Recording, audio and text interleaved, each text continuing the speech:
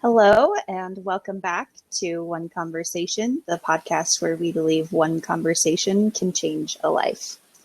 Today, since we are getting into the holiday season, we are going to be talking about some different ways to deal with the holidays. If the holidays are maybe a triggering time, maybe not the happiest time, maybe they just bring all sorts of different emotions to you. We're going to talk about some ways to handle that.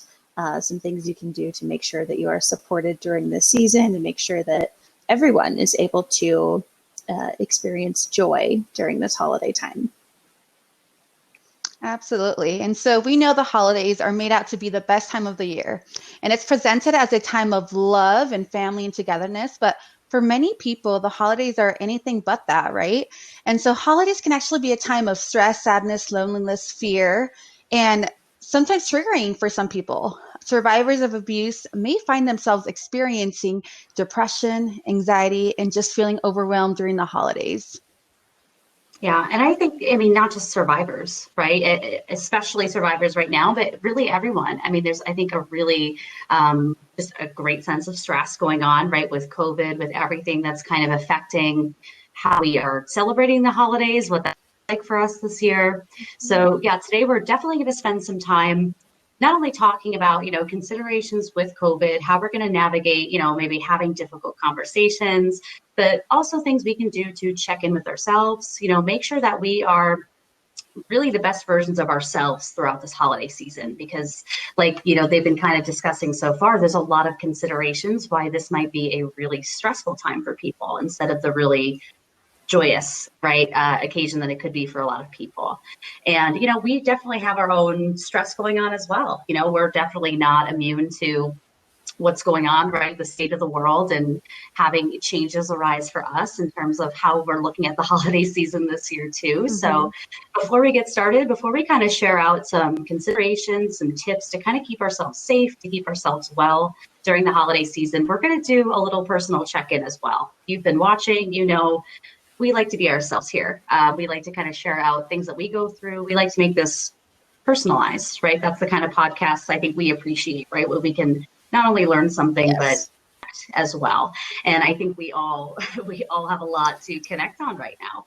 Me personally, this holiday season, it's crazy and it's different than any other holidays I've experienced. And I know, everyone I think can kind of have a sense of that. But this is the first time for me that I'm actually going to be celebrating the holidays without my family.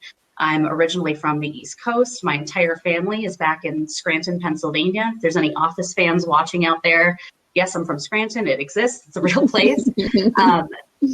But not being able to go back this year because for a while, and I was really going back and forth on it, right? With kind of COVID cases just resurging in the country and just looking at, of maybe going back into a lockdown, self-quarantining. I was even thinking, am I going to be able to travel all the way back? And if I'm able to travel, is that safe? Do I want to travel back, right?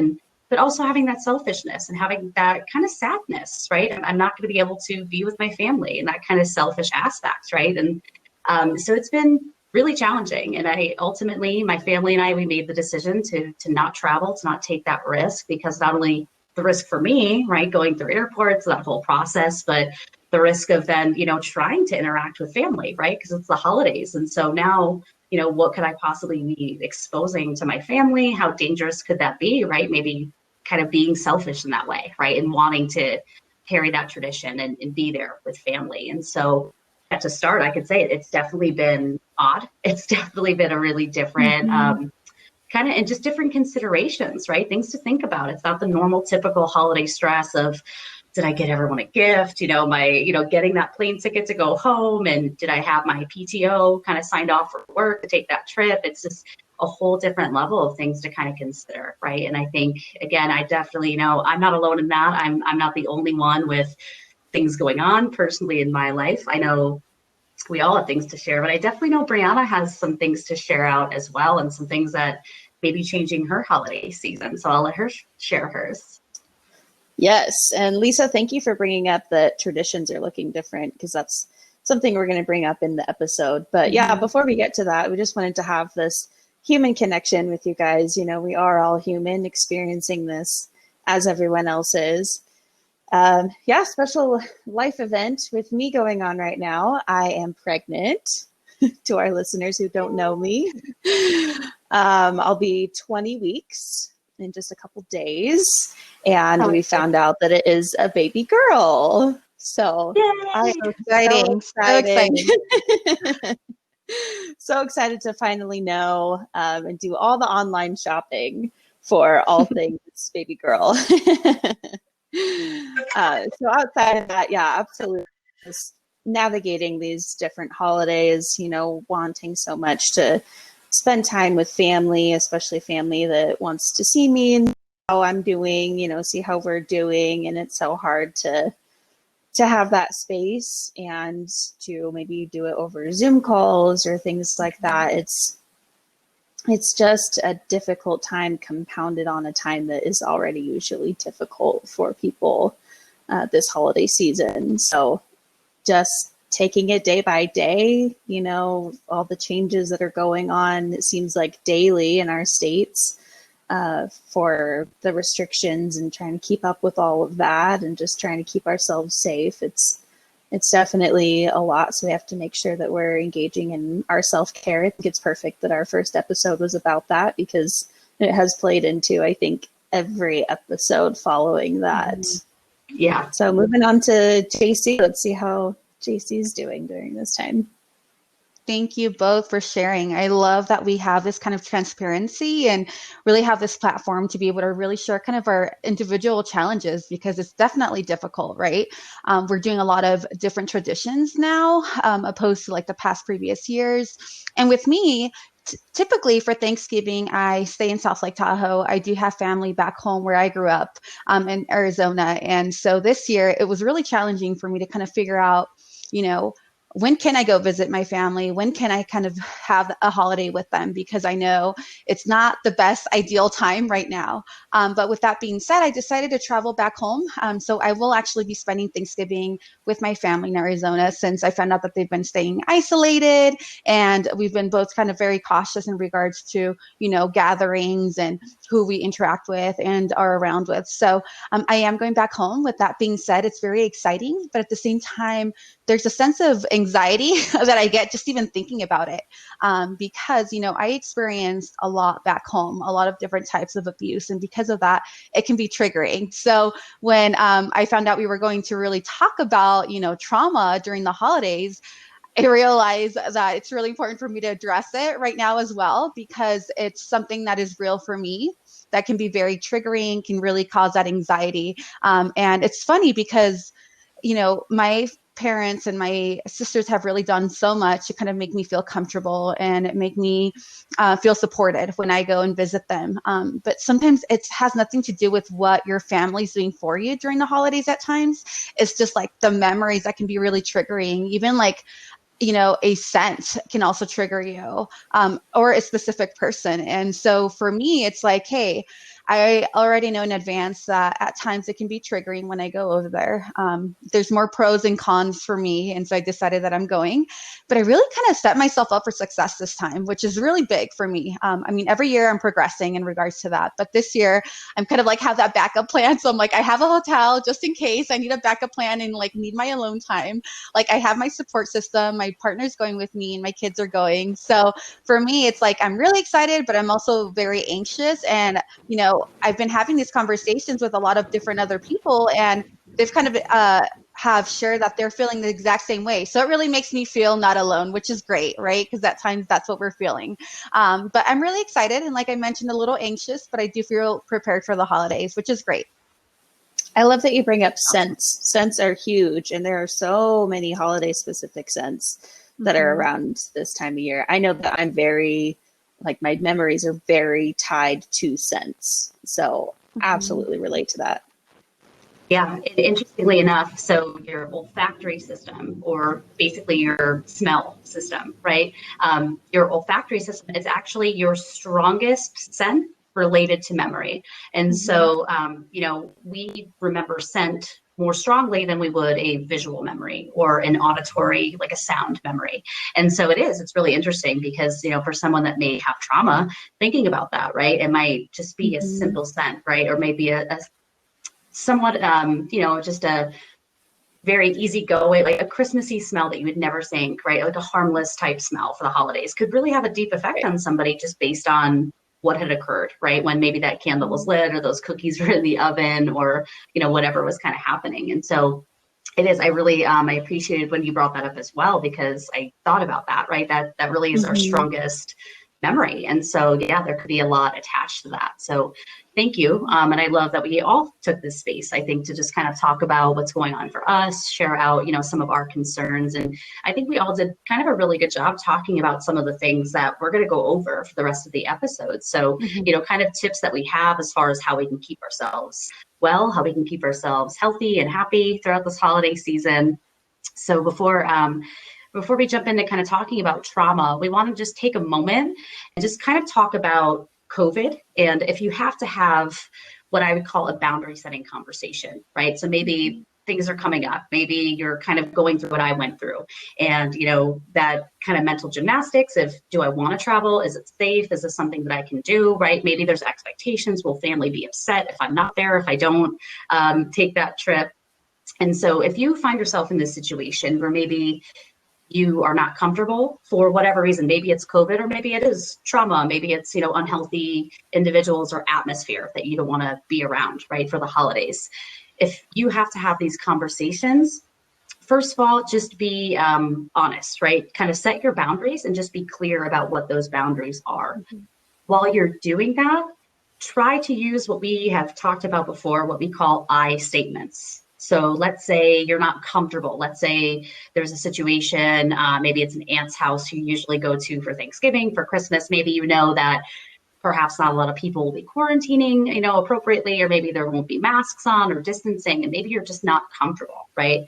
Instead, in that conversation of saying, you are having a get together I'm not comfortable with, use those I statements, right? Avoid those yous. Just go to I. So, I'm not particularly comfortable spending the holidays. It's just part of my beliefs right now. And it's just something to keep myself safe. It's nothing to do with you. It's just, my belief right now and how I want to celebrate the holidays. So again, just kind of frame it back to you, right? It's nothing, don't put it on. It's something they're doing. Just, it's your personal choice, which it is, right? And you can be comfortable and confident with that.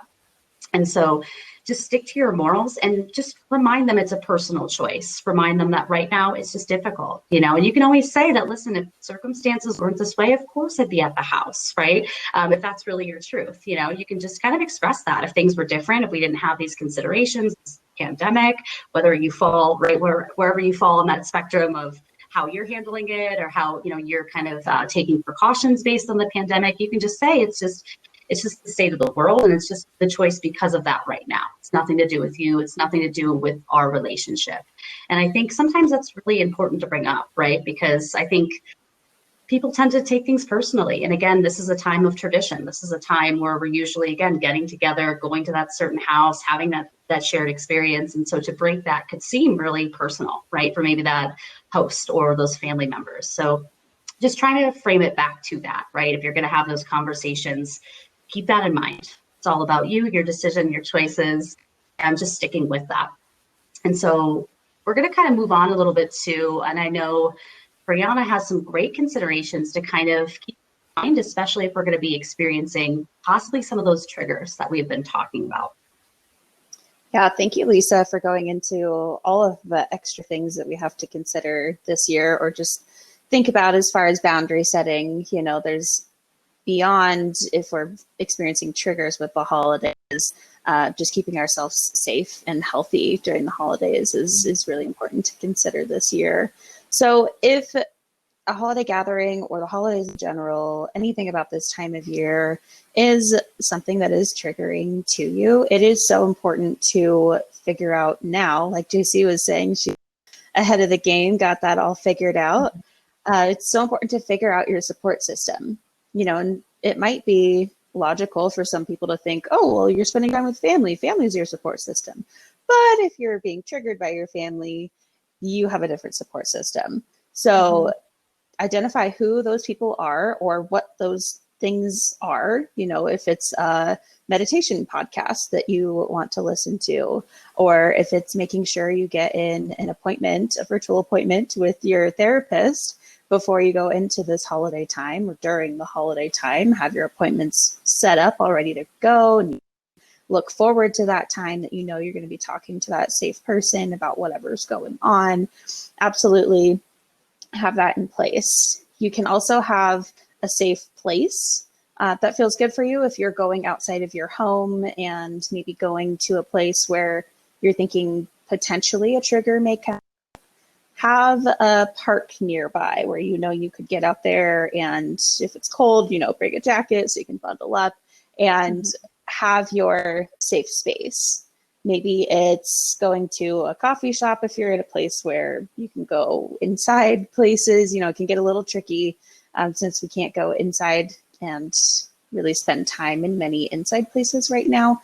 But just thinking about that, okay, if I'm going to this place and I'm feeling a trigger in this place, where could I leave that and go somewhere else to really recenter myself and to calm down my nervous system, to really get back to me, what I need, my boundaries, really take that moment for myself, collect myself, and then make a decision about what you want to do from the situation from there. If you want to go back to where you were feeling that trigger, if you need to tell them that you need to go somewhere else, that you have something else to do, just have that plan of, okay, if this happens, I could talk to this person, I could go to this place, I could listen to this song, I could listen to this scent that has a positive memory for me, right? We talk about scents having negative memories, but conversely, they're also going to have positive memories. So have some of those nearby, and just make sure that you really have that game plan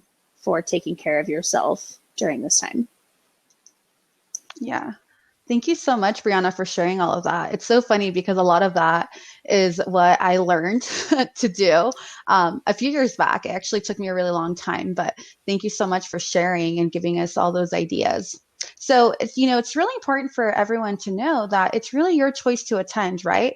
Remember that keeping yourself safe is a priority. Like really setting those boundaries and saying no if you're not feeling comfortable or you don't want to attend. At times we feel pressured or we feel forced, or we're like, it's the tradition, right? It's the annual tradition. Like, I don't want to break that tradition.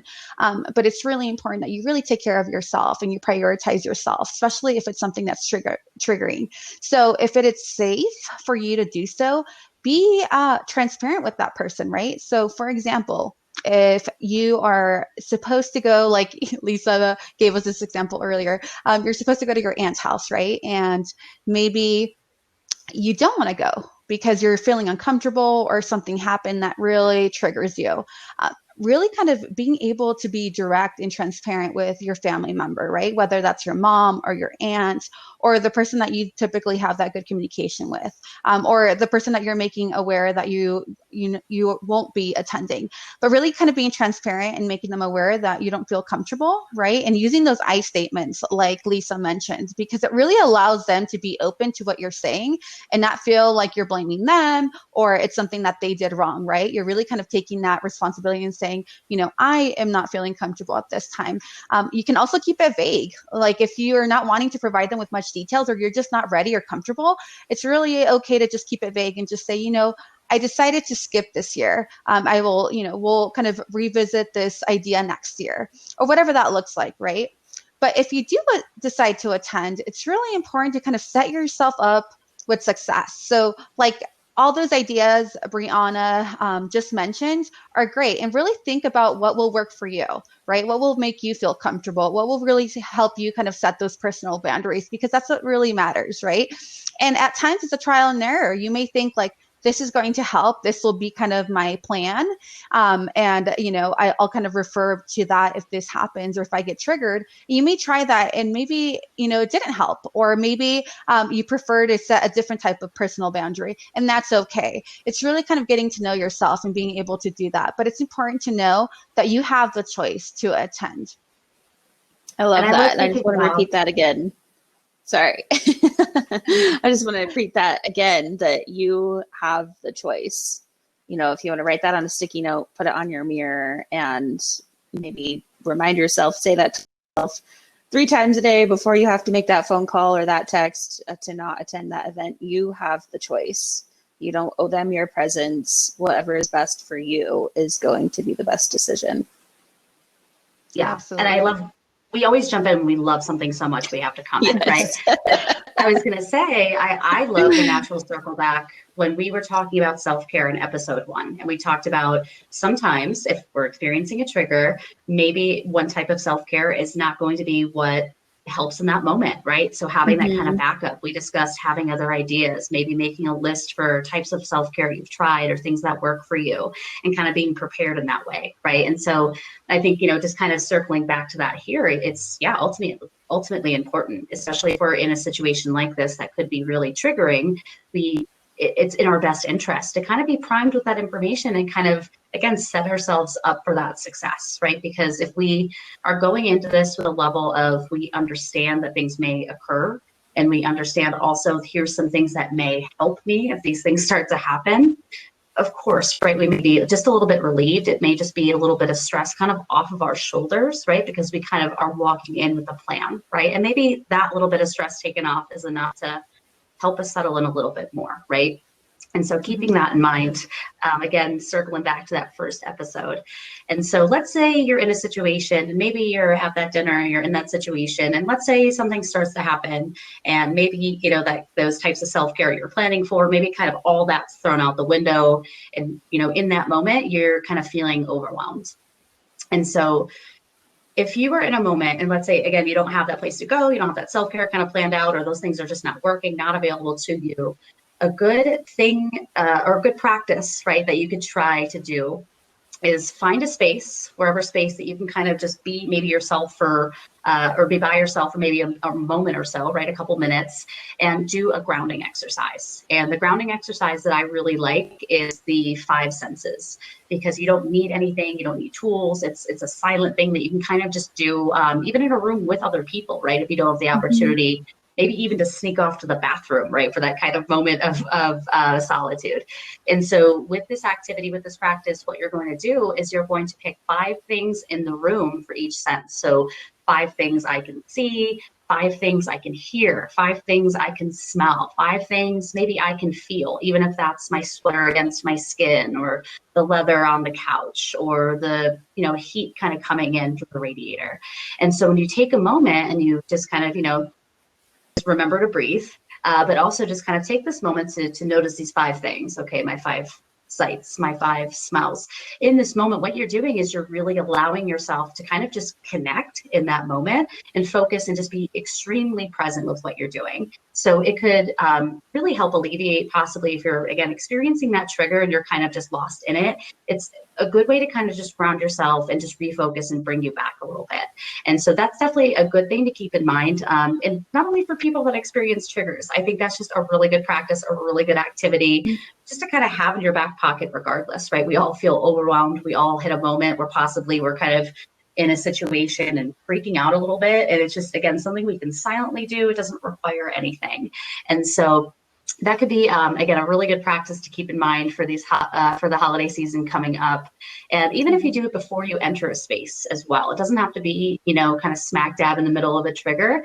Even if, maybe approaching Aunt's house, by the way, where poor Aunt, she's getting a lot of heat this episode, this theoretical Aunt. But even if you're approaching Aunt's house, right, and you just need that moment, right, even before you ring that doorbell, maybe just 5 things you can see, smell, hear, right? It's a really good exercise to kind of ground you.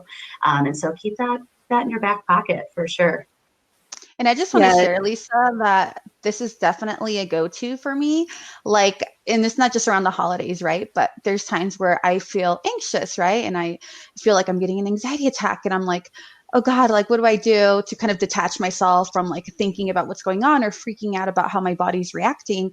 And I do that. I try to touch 5 things in the room, and I have my essential oils that are my go-to as one of them to really kind of pick up some of those scents.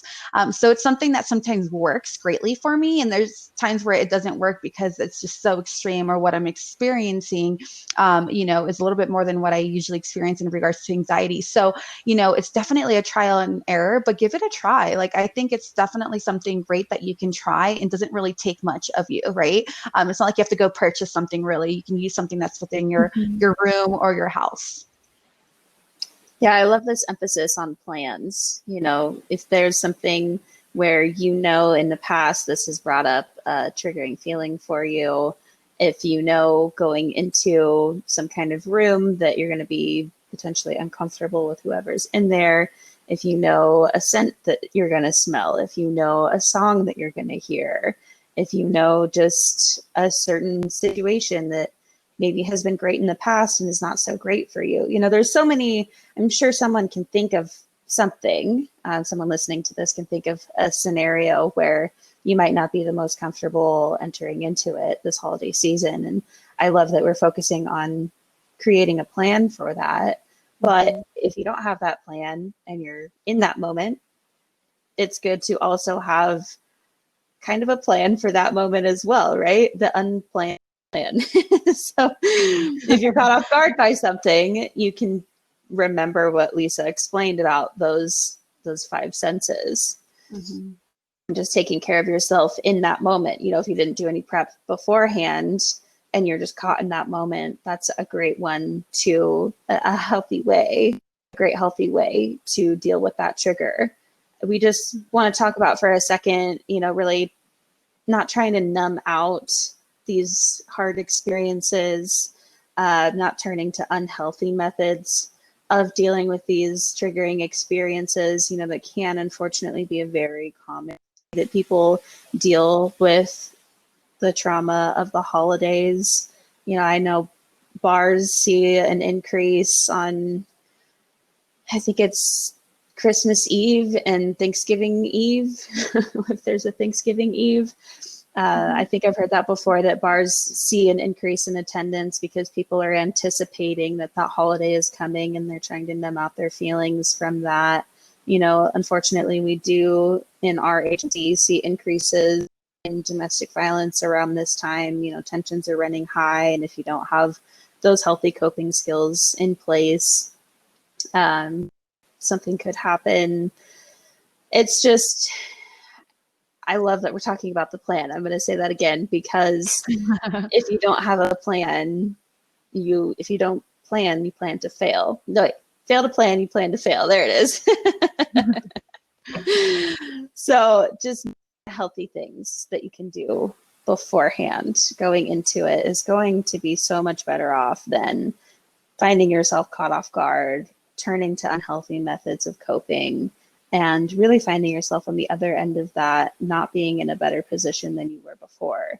So really focus on taking care of yourself and doing what you need to do to keep yourself physically and psychologically safe this holiday season. Absolutely. And with that being said, and talking about, healthy methods and healthy coping skills, it's really important to feel safe, right? And you're the expert on your safety. So it's really important for you to follow your gut, right? So if something doesn't feel right and you're like, I'm not feeling really good about this, or I kind of have this intuition to do this, right? Follow your gut. Most of the time your gut is telling you something and it's right. And there's a difference, right? Because at times we're like, am I listening to my gut, or am I feeling anxious? I have butterflies in my stomach. I'm not sure if they're good butterflies or bad butterflies. That's how I refer to it when I'm talking to youth, right? Or my nieces and nephews, where it's like, how do you differentiate? Like, is it good or bad? And so it's really important to be aware that when it comes to anxiety and feeling your gut feeling, most of the time with anxiety, you have other symptoms that follow it, right? So you have like, physical symptoms such as like sweating and shaking, or stomach aches that don't feel good, or possibly even like shortness of breath, right? And so it's really important for you to kind of be mindful of what your body is feeling, how your body is responding to you, to kind of figure out, is this my gut feeling or am I feeling anxiety? And with your gut feeling, if you are feeling like a situation that is going to be unsafe for you or is unsafe for you, your safety comes first. So really prioritizing that and prioritizing yourself, because no one can tell you how to be safe, or what's the safest way for you to be safe. It's really for you to kind of figure out. And again, sometimes it's trial and error. You may do something thinking that it's going to make you feel safe and it doesn't, but take it as like a learning experience, right? Like, okay, so I know this didn't work. So what can I get out of that situation? Like, now I know that maybe staying at a hotel is not what I need, right? Maybe it's staying at another family member's house where I still have that support system, but I'm not around the person that's triggering me or whatever is triggering you. So it's really important to just kind of be mindful of that and really have that safety aspect if you're feeling triggered during the holidays. Yeah, I love that. You definitely are the expert, right, of your situation, of what's best for you. Mhm. And that being said as well, give yourself the permission. If you are not comfortable, let's say there's unhealthy family members, situations that are just not okay or not healthy for you, give yourself the permission to make that choice, right? Like I think we've kind of all touched on this. You don't owe anyone your presence, right? If it's not serving you and is not good for you. And so definitely, put yourself front and center, no matter what, speak up, right? Again, use those I statements, really talk about, what's going on for you, the choices that you're making. And within that too, remember to be kind to yourself. Again, this is not only just a traumatic time for individuals that may have specific trauma related to the holidays. This is a stressful time for everyone, right? And I think even generally, even if we didn't have a pandemic and X, Y, and Z going on, right? I think even regardless, there's financial stress because we're getting gifts. We're trying to make sure that our kids are taken care of, or, we're trying to make sure we can travel and do those plans. So even, the normal holidays, they're stressful and things change. It may be different every single year, right? And so be kind to yourself. Just make sure, again, that you're setting boundaries the way that you have to set boundaries. Make sure you are making decisions that are best for you. That's going to enable you to the holiday season in the best way possible, not numbing out, right? And having opportunities to, have ourselves be in really unsafe or dangerous situations, really unhealthy situations, figuring out ways that we can navigate and just function, but also survive well, right? Not just survive through the holiday season, but survive well. And so that being said, also talking about boundaries, please remember as well, if kids, especially the holiday season, we'll kind of do a little segue. If kids in the holiday season are not comfortable, or you, right? If you or maybe your child or anyone in your family, maybe they're just not comfortable receiving that hug or that big sloppy kiss on the cheek from that aunt, again, we're throwing so much shade at in this episode, that poor theoretical aunt. If you have boundary issues, right? If kids especially, don't want to hug or kiss relatives, or if you don't want to, have that physical closeness with relatives, respect that consent, right? Respect that, especially for children, right? Reiterate that, sorry, they're just not comfortable, and it's okay that you don't go hug Aunt so-and-so or Uncle so-and-so. It's okay that, you're not comfortable with them grabbing you and picking you up, and that's okay, right? And discussing that with those relatives as well, and making sure that they're understanding that consent, because especially with children, right? That's something we want to definitely practice early on and teach them that it's their body and their choice. And if, they don't want someone grabbing them or hugging them or kissing them, even if it's family, that's okay, right? If in that situation you're not comfortable, that's okay. And so definitely something to keep in mind, again, even for you, right, with your relatives, but especially if there's children in the situation as well. It's just a really good kind of foot to start off on, right? And teaching them consent and teaching that within your family as well at those kind of gatherings. And I had actually, go ahead, Brianna. Well, trauma around the holidays, it can be certain people that you're around that can trigger those feelings, or it can just be maybe traditions were there in previous years and now they're not there. And that could be for a variety of reasons. Maybe you had to cut ties with a family member because it wasn't a healthy relationship. Maybe there's been a loss since the last time you got to experience that tradition. And so now it won't feel the same. And you're thinking that trying to tradition on your own might trigger those feelings of loss that you've experienced since the last time you did that tradition. So if that's something that you're going through, take that opportunity to create your own traditions. Mm-hmm. Think of things that maybe you would want to continue on with your own family one day. That's something that I know I'm excited about for this year, is I get to think of the little traditions that we can do a practice run for this year. And then next holiday season, we'll have a little one where we can make our own family traditions. I know for myself that I have experienced this, with parents divorcing. I experienced this in high school, traditions no longer being the same. And then again, with just being triggered around certain holiday events, I had to take the time and be thoughtful about what brings me joy in this holiday season. Was it that specific tradition, or was it really the feeling I got from carrying out traditions? So what can I create as a new tradition that then will bring me that joy? So I've had the opportunity to figure that out and to make my own traditions that now it feels empowering to be in charge of that. You know, I started this happy, I'm going to pass this down to my future healthy family members. And you just get to really reframe it and focus on that, focus on the future and the joy that you can create for yourself and for your chosen family. You know, if it's not your biological family that makes you feel safest, whoever your chosen family is, create new, fun, joyous traditions with them. I love that you highlighted that, Brianna, in regards to like feeling empowered when you start kind of creating these new traditions, because this is a conversation I've had many times with clients when I would provide direct services, right, where they just separated, right, and now their children are having to experience a different tradition or just a different way to spend their holiday together, right? And it was like this fear of like not being able to provide them with that normacy. But I would tell them, you know, in the situation that you were in, so many times we feel like we have no power and control. And I'm like, this is something that you can have power and control over, right? In such a positive way where you can empower yourself to kind of build those traditions, to really kind of, you know, have your holiday reflect of how you want it to look like. And going back to what Lisa said in regards to like getting consent when you're hugging someone, right? And or if you're giving them a kiss on the cheek, right, to say hello. A lot of times, you know, in our own families, we have the cycle of abuse. Maybe it's sexual abuse, right? And there's times where we're thinking to ourselves, what can I do to change this or break this, right? And that is a great way to model what a healthy relationship looks like, right? Getting that consent. And so when you're teaching your nieces and nephews or your own children, like it's important to get consent from someone when you want to touch them, is something great in a new tradition that you can really build in. So having that conversation of like, you know, or just asking that question simply as in like, oh, I would like to hug you. Is it okay? Right?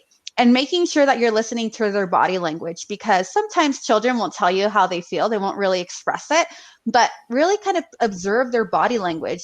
Do their body language tell you that they would like a hug, or is it telling you, oh no, I feel uncomfortable? And you know, you don't have to make it uncomfortable, right? You don't have to make it into an uncomfortable conversation like, oh, you look uncomfortable, maybe I shouldn't hug you. But you could say, oh, you know, maybe next time, right? Before they respond, if you can tell that their body language is telling you something otherwise, like, no, I'm not comfortable. But I really love like being able to build those new traditions. It's something that I've practiced many times. And actually for, you know, Christmas Day, not Christmas Eve, but for Christmas Day, I kind of built a new tradition because, you know, in the past, I feel like that day, a lot of like unhealthy environment would happen, you know, a lot of kind of like unhealthy things would happen in my own family back home that I did not like, or as a child, I was like, you know, we shouldn't have children around that, especially like adults doing that. And so for me, I've kind of made it into like a child day, and my inner child really gets to enjoy a beautiful Christmas. And so for Christmas Day, it's always like PJs, hot chocolate, movies, and board games. And at first, I kid you not, like most of the adults were like, being grumpy about it. Or as I would tell them, like, don't be a Grinch, you know, because they're just like, I don't want to do that. Like, and now they love it. They like always look forward to it. I always get creative with like the games that I'm doing. And I always take pictures because it's the most like hilarious thing. Like they're having more fun than sometimes the children, you know? But again, with that being said, sometimes doing something new can be intimidating, or you're just like, oh, I'm not sure if this will be successful, but do it, try it, you know, and let them kind of make that choice. But definitely building new traditions is something that's possible. And like, it's important for you to feel empowered to do that. Yeah. And I think it's a great way to kind of just show kindness to yourself, right? Which is a great kind of last, one of our last points to kind of touch on is show that kindness to yourself this holiday season. I mean, absolutely show it to others in whatever financial and whatever, you know, way that you can, but, you know, make sure that you are showing yourself that same kindness. So, and a good thing to think about too, you know, even the way that we think about what's going on right now, right? But even the way that, you know, and I love hearing this talk about, it's exciting to start new traditions because with everything changing and being so different, I think a good place to start, and this is something we definitely have touched on in previous episodes, is kind of reframing, right? If we are kind of a little bit powerless, right? We're out of control a little bit with what we can do with what's going on. One thing control over is our traditions, right? How we're going to celebrate, how we can still kind of carry out this holiday season in whatever looks best for us, right? And so make sure, just we're allowing ourselves to do that. We're being kind to ourselves throughout that process. Yeah, and make sure, if you're going to go shopping, right, it's okay to spend a little something on yourself. It's okay to do that, right? It's okay to make sure that you're taking care of you. I think that's really one of our biggest endpoints. Just make sure you're taking care of you and reframe it in a way, kind of like what we were saying. What could you get excited about, right? I know that was a big part of my process and kind of dealing with the stress and dealing with the frustration of my plans changing, of, maybe having expectations of my own that don't get met with, me not being able to celebrate and worrying about expectations of family. And again, if they're upset that I'm not coming, I've had to reframe it. Well, it's kind of not what I would have wanted, right? This is not what I planned. This is not how I would typically want to spend the holiday season. But now what can I do with it, right? And I've gotten pretty excited. I got like some Christmas decorations. I realized I have never myself decorated because it's always been right around the holiday season.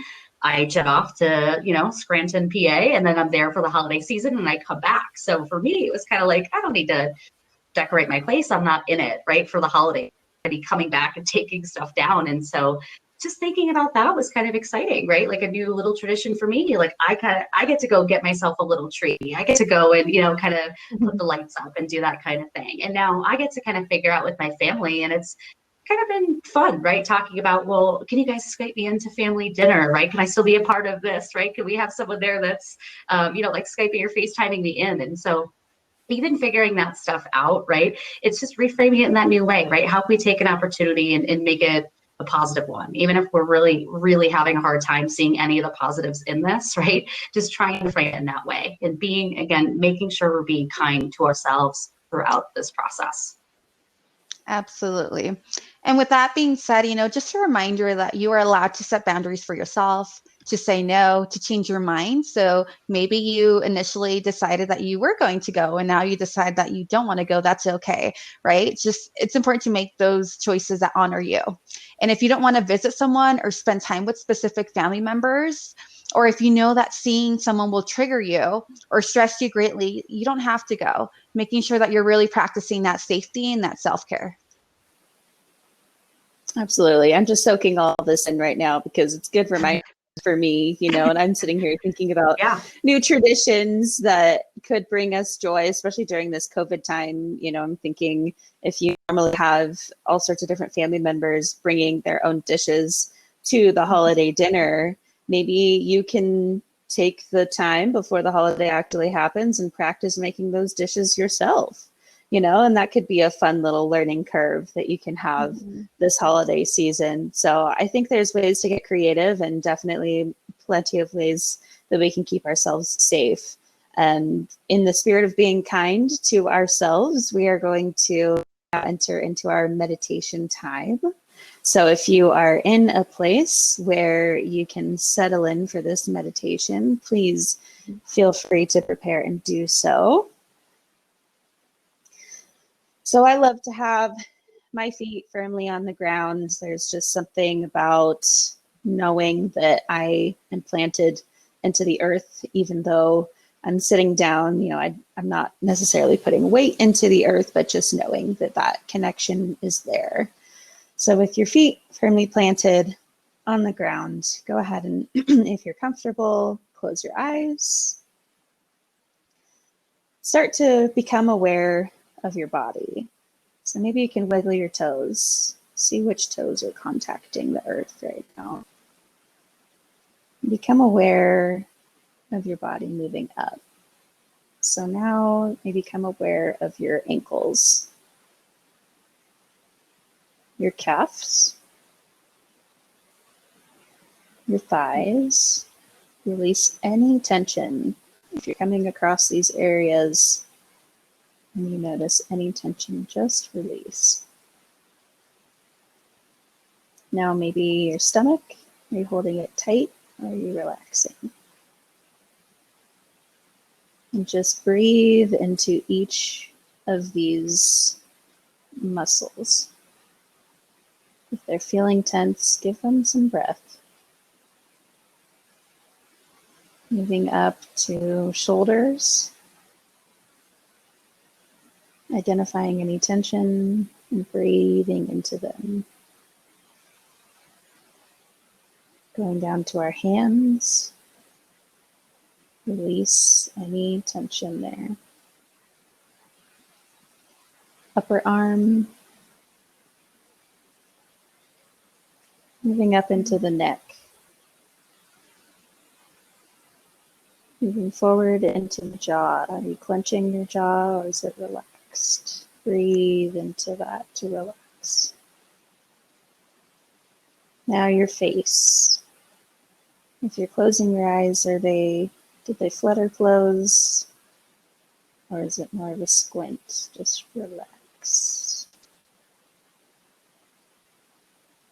Check in with anywhere else in your body where you may feel tension. And just breathe into those areas. You can breathe in for 4. 1, 2, 3, 4. Hold it slightly. And out. 1, 2, 3, 4. On your next deep breath, try to, in addition to holding at the top, try to make the breath out 1 or 2 counts longer than the breath in, just really releasing any of that tension. On your next breath, count 1, 2, 3, 4, hold, and 1, 2, 3, 4, 5, 6. Try that a few more times, counting on your own. Breathe in and hold, and see if you can breathe out just a moment longer than your breath in.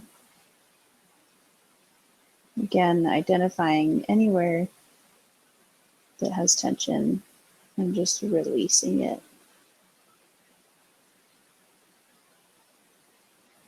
Another breath.